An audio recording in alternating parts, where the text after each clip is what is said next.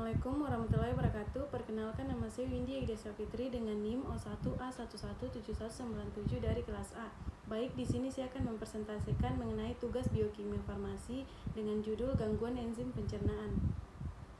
Baik, untuk submateri yang pertama itu pencernaan secara umum, yang kedua proses yang terjadi di masing-masing organ pencernaan, yang ketiga enzim yang terlibat di setiap organ pencernaan dan fungsinya, yang keempat penyakit yang terkait enzim pencernaan dan penyebabnya, yang kelima prinsip penyakit yang menyebabkan sakit, yang terakhir obat untuk mengatasinya.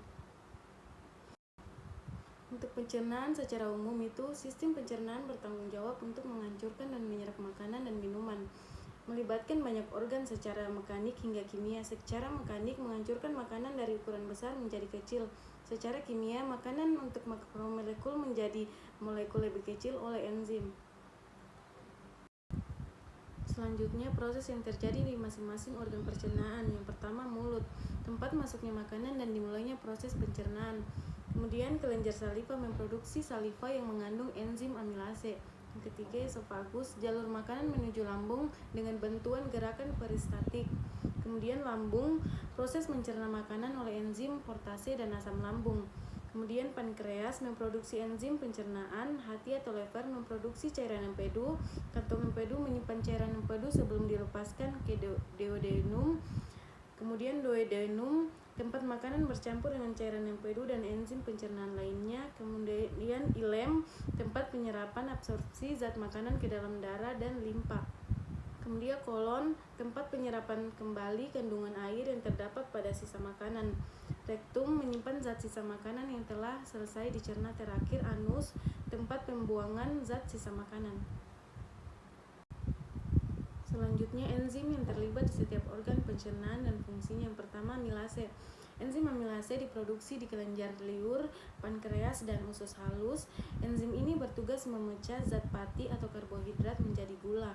Kedua, portase. Enzim portase adalah enzim pencernaan yang bertugas untuk memecah protein dalam makanan menjadi asam amino atau amino akis.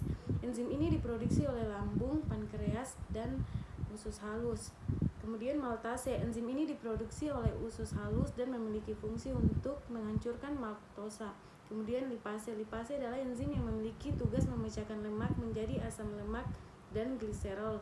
Kemudian laktase, laktase adalah jenis enzim pencernaan yang memecah gula laktosa. Gula ini ditemukan dalam susu dan makanan atau minuman yang terbuat dari susu. Kemudian terakhir sukrase. Sukrase adalah enzim yang diproduksi oleh usus halus. Fungsi enzim ini adalah memecah sukrosa menjadi gula sederhana seperti fruktosa dan glukosa. Selanjutnya, untuk penyakit yang terkait enzim pencernaan dan penyebabnya itu, di sini saya mengambil penyakit MA, di mana MA merupakan sakit pada lambung yang diakibatkan oleh kelebihan asam lambung yang lama-kelamaan jika tidak diatasi akan menyebabkan perdarahan pada mukosa lambung.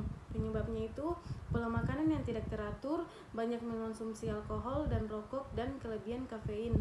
Kemudian prinsip terjadinya MA itu menurut Dermawan dan Rayuningsi tahun 2010, ketika mukosa barier ini rusak, maka timbullah gastritis. Setelah barier ini rusak, terjadilah permukaan mukosa dan diperburuk oleh histamin dan stimulasi saraf kolinergik. Kemudian HCl dapat diberdifusi balik ke dalam mukus dan menyebabkan luka pada pembuluh yang kecil yang mengakibatkan terjadinya bengkak, perdarahan, dan erosi pada lambung. Alkohol, aspirin, dan reflux isi duodenal diketahui sebagai penghambat difusi barier. Yang terakhir, obat untuk mengatasi dan cara kerja obatnya. Di sini saya mengambil dua obat. Yang pertama ranitidin dan antasida.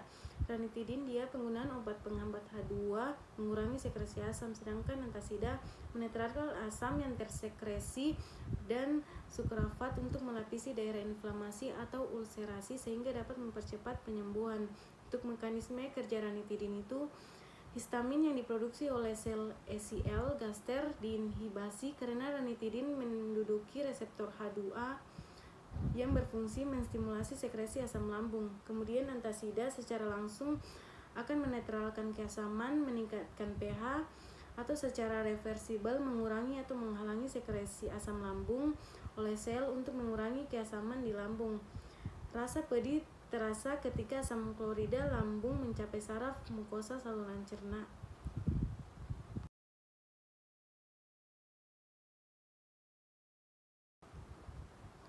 Baik, itulah hasil persentase dari saya. Lebih dan kurangnya mohon dimaafkan. Wabillahi taufiq wal hidayah. Wassalamualaikum warahmatullahi wabarakatuh. Terima kasih.